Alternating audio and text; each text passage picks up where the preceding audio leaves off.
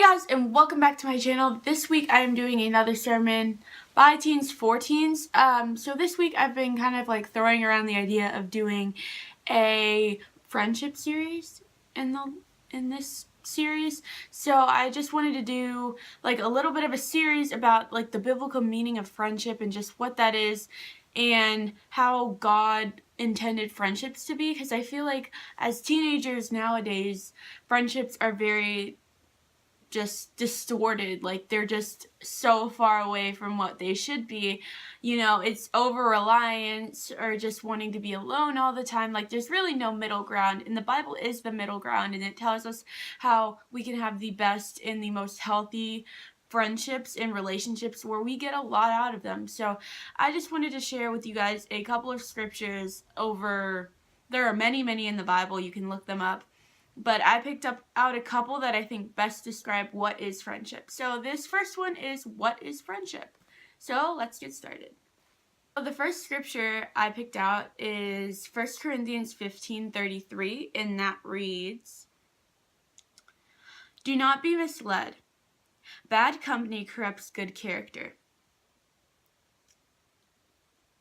So even if our character is good, even if we like grew up in the church, you know, trying to live our life like Christ, the people we surround ourselves with can still change our walk with God. It can alter it even a little bit, and we just need to surround ourselves with people who will help us with our walk with God, who will support us with our walk with God. And we just really need to be wise in who we pick as our friends and who we surround ourselves with, because even though some people don't think it's true, it actually is that whoever you surround yourself with is kind of who you turn into. Or if it's not even a complete transformation, it's still a little bit, like you're a little bit like them. And when you have friends who may not be the best influence on you, you don't even want to be a little bit like them, because God calls us to not be like the world. He calls us to be like Him or His Son. So the second scripture is Proverbs 18:24, and that reads, "One who has unreliable friends soon come to ruin, but there is a friend who sticks closer than a brother." So it's not about having a lot of unreliable friends or having friends who only want you for like your popularity or like what sport you play or how cool you look in school or whatever. We really just need that one friend who sticks closer than a brother instead of 1,000 unreliable friends. The third scripture is Ecclesiastes 4:9-10, and that reads, "Two are better than one, because they have a good return in their labor. If either of them fall, one can help pick the other up. But pity anyone who falls and has no one to help them up." So God actually wants us to have friends, not to surround ourselves with bad people, and He's not asking us to be a loner. He wants us to have friends. He wants us to benefit from these one another relationships, and He wants us to have relationships where we're being supported by our friends and where we're not tearing each other down or being jealous of one another. Or He just wants us to have these friendships where we can kind of lift each other up instead of patting each other down or having really destructive and unhealthy relationships. So the fourth scripture is Proverbs 27:5-6, and that reads, "Better is an open rebuke than hidden love. Wounds from a friend can be trusted, but an enemy multiplies kisses." This scripture basically means is that friends need to be honest with each other, and we have to have those hard conversations, whether it's when your feelings get hurt or whether it's, you know, something really serious, or maybe something that you don't like about them or something that you see is very destructive in their life. You know, we're supposed to give each other advice.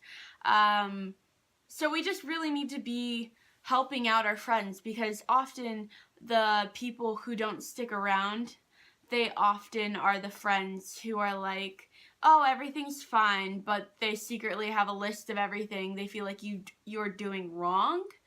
So we don't need friends like that. We don't need friends that you feel like are keeping tabs on everything you do wrong. We need friends that will be like, hey, that wasn't really cool, or hey, I didn't like when you said this, or what do you mean when you said that? Because communication is one of the most important things in a friendship. because without communication, really, it means nothing. If you're not open in your relationships with people, or you don't feel like you can trust them or communicate with them, or you don't feel like they're being honest with them, it's probably not a really deep biblical relationship. It's probably just one of the many categories of a worldly relationship that really kind of returns empty. And the relationships we build in the world with people who are kind of way different than we are, they're just not as beneficial. And we really need to build our friendships off of biblical standards instead of the world standards, where it's about, like social class, skin color, popularity, friends, sports you play, whatever, list goes on and on. We need to build our friendships off of honesty and communication and trust, not the materialistic things that can change in a second. Just a brief overview of the points was that in 1 Corinthians 15:33, it was about people can corrupt our character. Even if we have good character, bad people can still corrupt it.